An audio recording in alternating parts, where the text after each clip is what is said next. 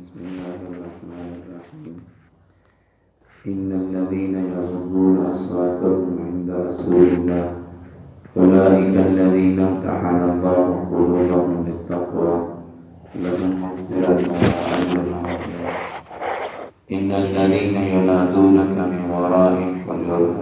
أكثرهم لا يعقلون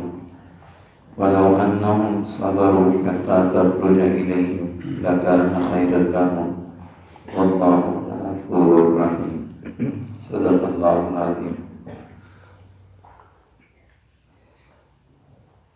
اس سورت کے اندر رسول اکرم صلی اللہ علیہ وسلم کے آداب کا ذکر ہے۔ پہلا ادب یہ تھا کہ اللہ اور اللہ کے رسول کے حکموں کے سامنے پیش قدمی نہ کرے۔ دوسرا ادب یہ تھا کہ آپ کی آواز سے اپنی آوازیں اونچی نہ کرو اور آپ کے سامنے ایک دوسرے کو خود آپ کو ایسے نہ پکارو جیسے آپس میں بیٹھ کے زور زور سے پکارتے ہیں، اپنی آواز پست رکھو۔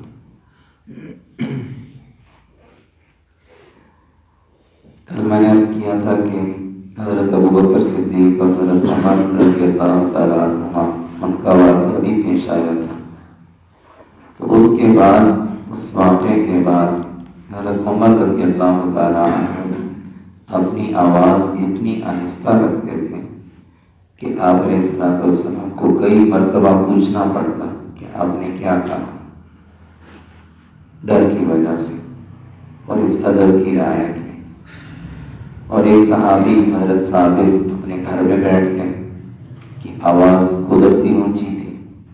تو اس ڈر سے کہ کہیں میرے عمل ضائع نہ ہو جائے، تو صحابہ نے تو جب یہ آیت اتری اور یہ ادب آیا تو پھر اس پہ عمل کر کے دکھایا، تو اس پر ان کے لیے ترغیب بھی ہے اور شاباش بھی ہے اور ایک انعام کا ذکر بھی ہے کہ جو لوگ یغضون اصواتهم عند رسول اللہ، اللہ کے رسول کے پاس اپنی آوازیں پست رکھتے ہیں، اولئک الذین امتحن اللہ قلوبهم للتقوی، یہ وہ لوگ ہیں جن کے دلوں کا امتحان تقوی کے لیے اللہ نے لیا ہے۔ ان کے دل میں تقوی ہے، ان کے دل میں اللہ کا ڈر ہے، ان کے دل میں اللہ کا خوف ہے، اور وہی اللہ کا ڈر، وہی دل میں اللہ کا خوف اس کا باعث بنا ہے کہ اب یہ اپنی آوازیں نکالتے نہیں، بالکل اپنی آواز کو پست رکھتے ہیں، اپنی آواز کو آہستہ رکھتے ہیں۔ تو یہ وہ خوش نصیب لوگ ہیں جن کا امتحان اللہ نے لیا ہے، اور امتحان بھی ان کے دلوں کا ہوا ہے، اور امتحان بھی کس چیز کا تھا؟ تقوی کا تھا، کہ دل میں اللہ کا ڈر ہے کہ نہیں، دل میں اللہ کا خوف ہے کہ نہیں۔ تو یہ وہ لوگ ہیں جن کا امتحان اللہ نے لیا ہے، امتحان بھی دل کا تھا، تقوی کا تھا، اور یہ اس میں 100% کامیاب ہے، 100% کامیاب ہے۔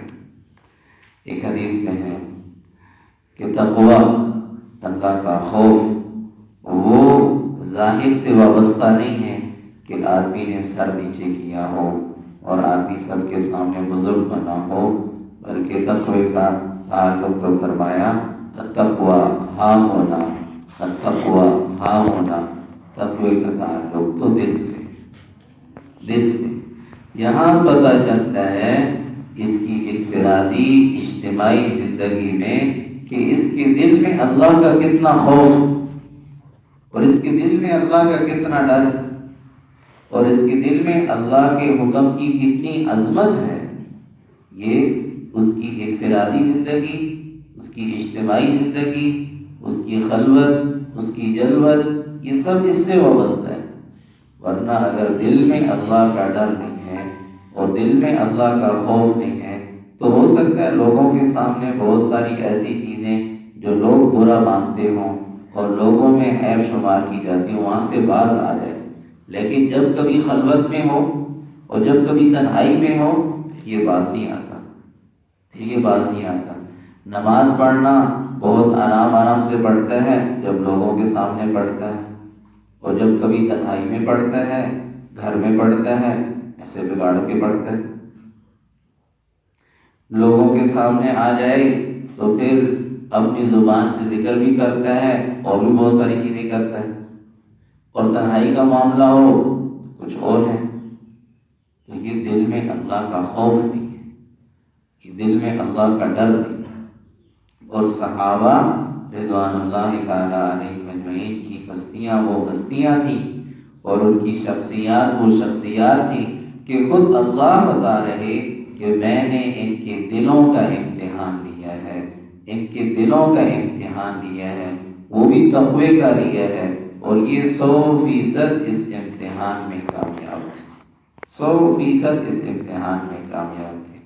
ان الذین یغضون اصواتهم عند رسول اللہ، جو لوگ اللہ کے رسول کے پاس اپنی آوازوں کو پست رکھتے ہیں، آہستہ رکھتے ہیں، اولئک الذین امتحن اللہ قلوبهم للتقوی۔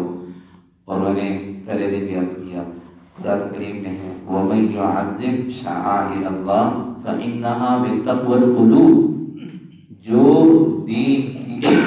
علامات اور جو دین کی نشانیاں ہیں ان کی عظمت کرتا ہے تو یہ دلوں کا تقویٰ ہے۔ اور میں نے سمجھا کہ 4 بڑی چیزیں ہیں جو دین کی علامات ہیں، 4 بڑی چیزیں، ایک اللہ کے رسول، ایک بیت اللہ، ایک قرآن اور ایک نماز۔ یہ 4 بڑی چیز دین کی بڑی علامات ہیں، جو ان کی عظمت کرے گا اس کا دل تقوی سے بھرا ہوا ہے۔ یہ نشانی ہوگی کہ اس کے دل میں اللہ کا ڈر ہے۔ فرمایا لہم مغفرۃ واجر عظیم، ان کے لیے بخشش بھی ہے اور اللہ کے ہاں ان کے لیے بہت بڑا اجر ہے۔ ان الذین ینادونک من وراء الحجرات، یہ ہوئی بات کہ جو لوگ آپ کو آوازیں لگاتے ہیں گھروں کے باہر سے۔ میں نے عرض کیا تھا کہ ایک قبیلے کے لوگ آئے اور وہ دیہاتی لوگ تھے، دوپہر کا وقت تھا، آپ علیہ السلام آرام فرما رہے تھے، تو انہوں نے باہر سے آوازیں لگانا شروع کر دی، اخرج الینا یا محمد، اخرج الینا یا محمد، ہماری طرف باہر آئیے، ہماری طرف باہر نکلیے۔ تو اس پر اللہ نے تنبیہ فرمائی کہ اس طرح نہیں کرنا چاہیے، ہو سکتا ہے آپ پر وحی کا نزول ہو رہا ہو سکتا ہے آپ اپنی نفلی عبادت میں مصروف ہوں، ہو سکتا ہے آپ آرام کر رہے ہوں، تو یہ مناسب نہیں ہے کہ ایسے باہر سے آوازیں لگانا شروع کر دیں۔ ینادونک من وراء الحجرات، حجرات حجرہ کی جمع ہے، اور عام طور پر ہم بھی اپنی زبان میں حجرے کا لفظ استعمال کرتے ہیں صرف ایک کمرے کے لیے۔ آپ علیہ السلام کی 9 بیویاں مدینے میں تھیں، تو آپ نے اپنی ساری ازواج کے لیے چھوٹے چھوٹے حجرے بنائے ہوئے تھے۔ روایات کے اندر ہے کہ ان کا چھت وہ کھجور کی ٹہنیاں تھیں، اور ان کا دروازہ وہ موٹا ٹاٹ ہوتا تھا، اور 6 سے 7 فٹ اس کی بلندی ہوتی تھی۔ ولید بن عبد الملک یہ جب حکمران بنا تو اس نے یہ سارے حجرے جتنے ازواج مطہرات کے تھے وہ مسجد نبوی میں شامل کر دیے، اور اس دن لوگوں پر ایک گریہ طاری تھا، اور زاروں قدار رو رہے تھے، اور وہ لوگ کہہ رہے تھے کہ کاش یہ حجرے اسی طرح باقی رہتے تاکہ قیامت تک آنے والی امت دیکھتی کہ ان کے نبی کی رہائش کیسی تھی اور ان کے نبی کا گھر کیسا تھا۔ 6-7 فٹ بلندی ہے، ٹاٹ کا آگے سے پردہ ہے اور جیسے میں کہ دروازہ ہے، اور کھجور کی شاخوں کی چھت ہے۔ آج تو ایک گھر پہ لاکھوں لگتے ہیں، اور آپ نے فرمایا بدترین پیسہ ہے جو تعمیر میں لگتے ہیں، فضول اسراف، بے جا فضول خرچ۔ یوں گھر بنایا جاتا ہے جیسے مرنا ہی نہیں، یوں پیسہ اس پہ لگایا جاتا ہے، ایک صرف واش روم اور صرف باتھ روم اعلیٰ سے اعلیٰ ٹائل، اعلیٰ سے اعلیٰ ٹائل، وہ پتہ نہیں کتنے لاکھوں میں باتھ روم بنے۔ تو اللہ نے اگر پیسہ دیا ہے، اللہ نے اگر نعمت دی ہے تو اس لیے نہیں ہے کہ اس کو ایسے ضائع کیا جائے. ہاں ضرورت پوری کرنا وہ اجازت ہے اور وہ ضرور اس کی گنجائش موجود ہے، لیکن یہ نہیں ہے کہ ایک دوسرے کے ساتھ مقابلہ شروع ہو. میرا گھر اس سے بڑا، میری کوٹھی اس سے بڑی، میرا گھر اس سے زیادہ خوبصورت. یہ آپ علیہ الصلوۃ والسلام کی رہائش تھی. اس دن لوگ رو رہے تھے کہ کاش یہ بادشاہ ایسا نہ کرتا اور یہ حجرے باقی رہتے، قیامت تک لوگوں کے لیے سبب ہوتا اور دیکھتے کہ ان کے نبی کی رہائش کیا تھی، ان کے نبی کا گھر کیسا تھا اور وہ کیسے دنیا میں رہ کے گئے. تو چھوٹے چھوٹے گھر تھے، تو یہ باہر سے آتے دیہاتی تو آوازیں لگانا شروع کر دیتے، اخرج الینا اخرج الینا. تو اس سے منع فرمایا ان الذین ینادونک من وراء الحجرات، جو لوگ آپ کو ان حجروں سے باہر سے آوازیں لگاتے ہیں، اکثرهم لا یعقلون، اکثر عقل نہیں رکھتے، سمجھ نہیں رکھتے، سمجھتے نہیں ہیں کہ یہ عقل مندی نہیں ہے کہ اس طرح تکلیف دی جائے اور اس طرح یہ آوازیں لگائی جائیں. وَلَوْ أَنَّهُمْ صَبَرُوا، اگر یہ صبر کریں، حَتَّى تَخْرُجَ إِلَيْهِمْ، یہاں تک کہ آپ خود اپنے گھر سے باہر تشریف لائیں، لَكَانَ خَيْرًا لَهُمْ، یہ ان کے لیے بہتر ہے. یہ باہر انتظار کریں، جب آپ گھر سے باہر نکلیں یہ اپنی ضرورت پیش کریں. یہ ادب ہے، یہ ادب ہے اور یہی مناسب ہے. آپ علیہ السلام کے چچا زاد بھائی حضرت عبداللہ ابن عباس رضی اللہ عنہما، آپ علیہ السلام کے وصال کے بعد وہ لوگوں کے پاس سیکھنے کے لیے جاتے تھے. جہاں پتہ چلتا کہ اس صحابی کے پاس تفسیر کا علم ہے ان کے گھر چلے جاتے، لیکن اس ادب کی اتنی رعایت رکھتے تھے کہ کبھی کسی کا دروازہ نہیں کھٹکھٹایا، باہر بیٹھ جاتے، لیٹ جاتے، گرمی ہوتی، دھوپ ہوتی، مٹی پڑتی رہتی، لیکن باہر بیٹھ گئے. جب وہ بندہ خود نکلتا پھر اس کے سامنے رکھتے کہ آپ کے پاس یہ علم ہے مجھے سکھائیں. تو وہ کہتے کہ آپ سید زادہ ہیں، آپ سید زادہ ہیں، آپ نے ہمیں بتایا کیوں نہیں، آپ نے دستک کیوں نہیں دی؟ فرمایا نہیں، اس سے منع کیا گیا.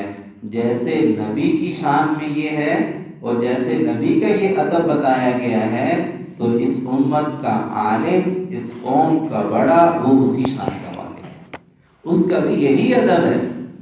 اس کا بھی یہی ادب ہے کہ ہم انتظار کریں، جب آپ خود باہر تشریف لائیں پھر ہم پوچھ لیں. وَلَوْ أَنَّهُمْ صَبَرُوا، اگر یہ لوگ صبر کریں، حَتَّى تَخْرُجَ إِلَيْهِمْ، یہاں تک کہ آپ ان کی طرف نکلیں، لَكَانَ خَيْرًا لَهُمْ، تو یہ بہتر ہوگا ان کے لیے.